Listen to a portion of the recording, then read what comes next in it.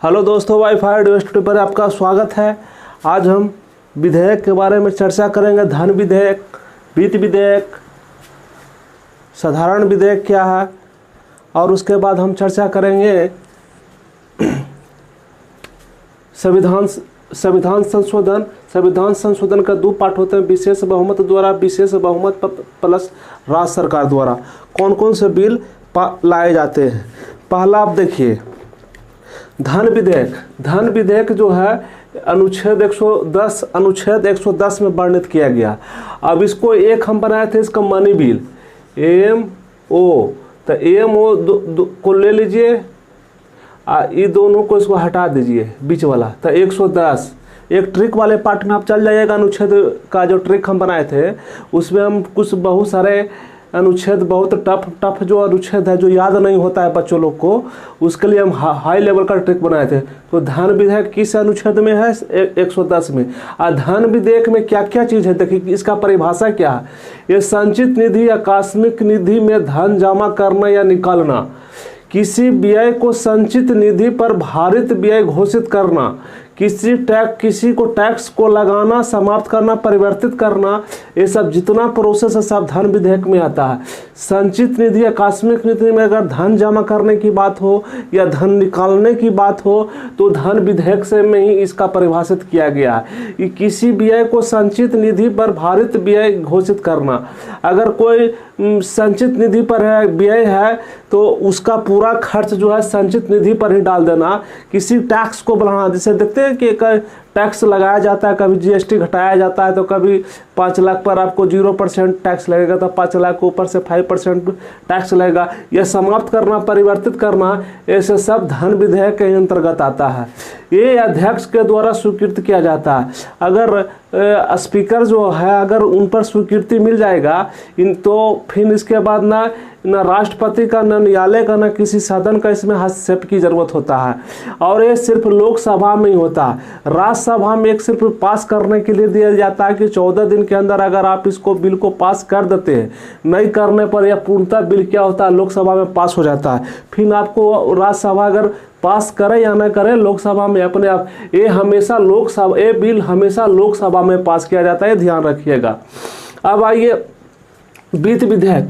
अब वित्त विधेयक क्या है? वित्त विधेयक का कि सभी मामले में जिनका संबंध वित्तीय मुद्दा से हो वित्त विधेयक कहते हैं। जो धन विधेयक के अंतर्गत नहीं पेश किया जाता, जो धन विधेयक के अंतर्गत नहीं किया जाता है, वैसे विधेयक को हम वित्त विधेयक कहते हैं। देखिए धन विधेयक, वित्त विधेयक में क्या आता है? धन विधेयक में जितना ही प्रोसेस है, अगर एक कार्य अगर नहीं हुआ वो फंडेबल चल जाता है वित्त विधेयक में। वो कहाँ चल जाता है? वित्त विधेयक में। लेकिन वित्त विधेयक कहते हैं लोकसभा में पेश करने के बाद ये लोकसभा, राज्यसभा में कहूँ पेश किया जा सकता है। ये सिर्फ धन विधेयक सिर्फ लोकसभा में, वित्त विधेयक लोकसभा और विधानसभा कहते हैं। राज्यसभा में, लोकसभा या राज्यसभा में कहूँ भी बिल पेश किया जा सकता है। लोकसभा में पेश करने के बाद राज्यसभा में जाता है। राज्यसभा में सभी शक्तियाँ प्राप्त, जिससे पारित लंबित समय तक रखना या संशोधित करना, या ये बिल को संशोधित भी कर सकता है कि बिल को फिर ये ट्रांसफ़र कर सकता है लोकसभा में कि बिल को फिर से दोबारा इस पर संशोधित किया जाए, इस पर अमेंडमेंट किया जाए।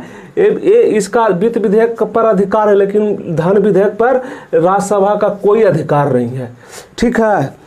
अब उसके बाद जब लोकसभा राज्यसभा में पारित हो जाएगा तो उसके बाद राष्ट्रपति के पास जाएगा। और राष्ट्रपति अगर माना कि दोनों राज्यसभा लोकसभा में अगर कोई मतभेद है तो संयुक्त बैठक भी बुला सकते हैं। वो अनुच्छेद 108 के तहत, 108 के अनुच्छेद 108 के तहत क्या कर सकते हैं? बुला सकते हैं। अगर लोकसभा राज्यसभा में वित्त विधेयक पास हो जाता है तो राष्ट्रपति की अनुमति मिलने के बाद ये विधेयक पास हो जाता है। अब आइए साधारण विधेयक। अब साधारण विधेयक किसको कहते हैं? साधारण विधेयक वैसे विधेयक को कहते हैं, वैसे बिल जो ना धन विधेयक है ना वित्त विधेयक है, वैसे बिल ना धन विधेयक हो वित्त विधेयक हो, उसको साधारण विधेयक कहते हैं। जो बिल ना धन विधेयक हो ना वित्त विधेयक हो, वो विधेयक क्या कहलाता है? वो विधेयक साधारण विधेयक कहलाता है। कहलाता है। जो विधेयक न धन विधेयक हो, न साधारण विधेयक हो, न संविधान संशोधन विधेयक हो, वो बस वह क्या कहलाता है, साधारण विधेयक कहलाता है। यह लोकसभा राज्यसभा में इसी की तरह वित्त विधेयक की तरह लोकसभा या राज्यसभा में कहीं भी क्या किया जा सकता है, पेश किया जा सकता है। और लोकसभा राज्यसभा में वही प्रोसेस है जो वित्त विधेयक है, या तो पहले लोकसभा में लाया जा सकता है या तो राज्यसभा में लाया जा सकता है। अगर राज्यसभा में लेगा तो लोकसभा को पास करना पड़ता है, अगर लोकसभा में लाया तो राज्यसभा को पास करना पड़ता है। अगर फिर इन दोनों में कोई किसी प्रकार का साधारण विधेयक में मतभेद है तो दोनों अगर पास कर देते हैं तो राष्ट्रपति को जाता है, तो राष्ट्रपति यहाँ पॉकेट बिट्टो का भी प्रयोग कर सकते हैं। यह सुरक्षित रख लेते हैं, या राष्ट्रपति पास करते हैं या इसको सदन में संशोधित करने के लिए लौटा भी सकते हैं। यह साधारण विधेयक में है। अब आता है संविधान संशोधन विधेयक। संविधान संशोधन विधेयक दो तरह का होता है, विशेष बहुमत द्वारा और विशेष बहुमत प्लस राज्य द्वारा। अब विशेष बहुमत द्वारा कौन सा विधेयक पड़ता है, जिससे किसी राज्य को क्षेत्र को बढ़ाना, किसी नए राज्य का निर्माण करना, गठन करना, या किसी अन्य मामले में अगर मामला आता है तो संविधान संशोधन विधेयक कहता है विशेष बहुमत के द्वारा लोकसभा में पेश किया जाता है या राज्यसभा में पेश किया जाता है। अब दूसरा आता है विशेष बहुमत प्लस राज्य सरकार द्वारा कौन सा बिल पेश होता है। वैसे विधेयक हो जिसमें संधात्मक मामले हो, जिसमें फेडरेशन की मामला आता है, जैसे विशेष बहुमत द्वारा, जैसे आप जीएसटी आ गया, जैसे विशेष बहुमत में जीएसटी है तथा एनजीएसी का फुल फॉर्म होता है national judiciary appointment committee. National judiciary appointment committee अगर इस तरह का कोई मामला आ जाता है, संधात्मक मामला के, वो जो होता है वो विशेष बहुमत तथा राज्य को कम से कम, अगर मान लिया अभी 28 राज्य है तो कम से कम 15 राज्य का स्वीकृति मिलना अनिवार्य है। 15 राज्य का स्वीकृति मिल जाएगा तभी आप एक कानून बन सकता है।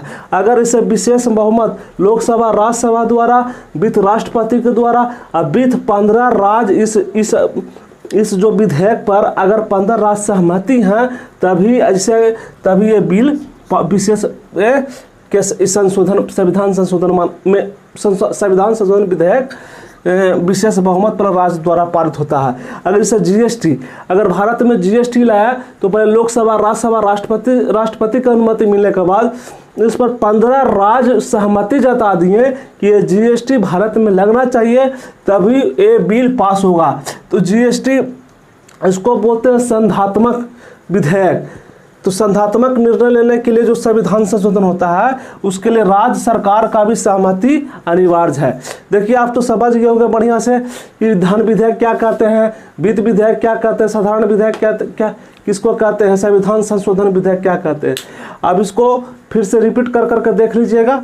बहुत बहुत धन्यवाद।